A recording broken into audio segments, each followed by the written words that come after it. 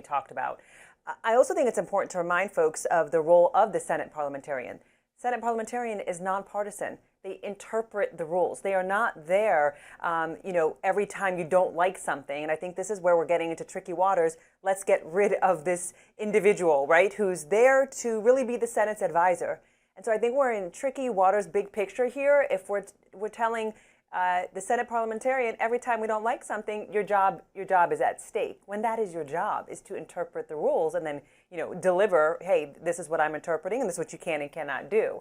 And so I know that we can get back and forth into what's going to be in the bill, what isn't, and we'll know more as we get toward July 4th. But I also think that there's really a challenge here that they're facing if they're threatening every time they don't like something. Yeah, Senate Majority Leader John Thune made pretty clear that he's going to abide by the Senate parliamentarians' recommendations for the bill. Some of the rulings, though, were I thought, a little suspect. The Byrd rule basically says that everything done through the reconciliation process has to relate directly to budget and spending issues.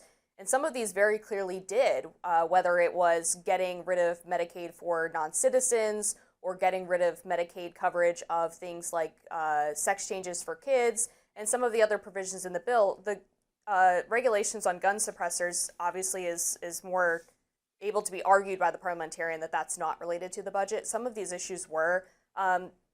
Several members of the Senate have since said that they are working on rewriting some of those provisions related to Medicaid and SNAP and other entitlement benefits in order to try to appease the Senate parliamentarian. But they have made clear that they're not planning on getting rid of her. It doesn't seem like Vance is going to step in and overrule her either, just based on what the majority leader has said publicly. Right, and I do agree that it's likely not to happen, but I think that also putting the threat out there is also discouraging too. And it's setting precedent that we're just going to always go after the advisor, essentially, when we don't like something. But I agree that in the long run, more than likely, it's not going to happen and everyone's going to keep playing ball as they have. But I also think that there's going to be that issue with rural hospitals that will be impacted, that they're looking at right now. How much will rural hospitals be impacted based on state taxes, and getting into some of the nuances with Medicaid and how that process works. It will be interesting to see how folks who do have many rural communities within their jurisdictions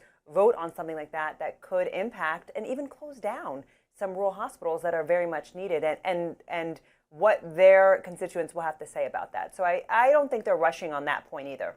Yeah, and look, there's been arguments that senators are happy to have the parliamentarians strip some of these provisions out of the bill because it prevents them from having to make a potentially politically tricky vote on some of these issues related to their constituents.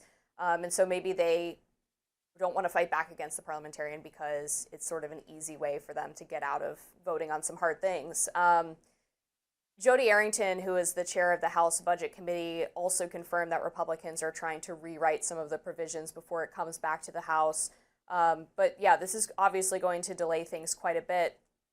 One of the other interesting things that I think is worth mentioning as it relates to McDonough is she was appointed by Harry Reid in 2012. Mm-hmm. The following year... and the first woman to be in the position. Just want to insert that, by the way, folks. Good for her. Yeah. And then the following year, in 2013, Harry Reid, of course, got rid of the filibuster for judicial appointments, which was against the advice of the person that he had appointed to the parliamentarian position. She was also a policy advisor to John Kerry for some time.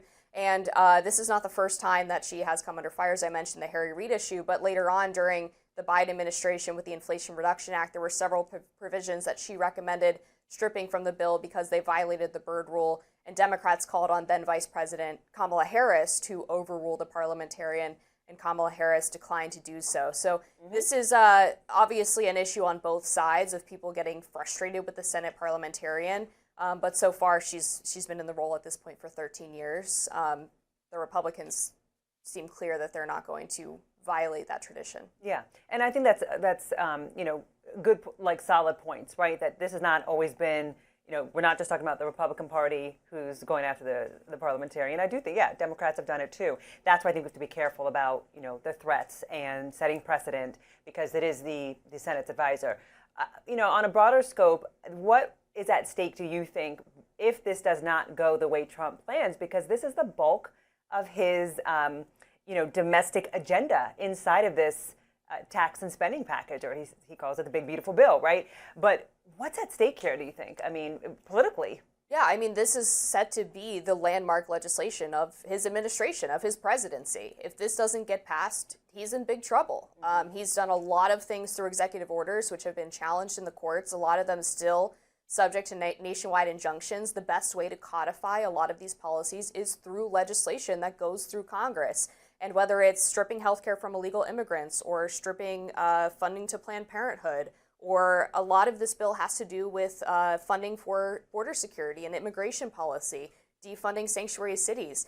That is a huge part of what he ran on. So if he's not able to get that done legislatively, that will be very damaging for his ability, one, in the midterms, and then two, whoever his successor is running in 2028, to make the case that his presidency was a successful one.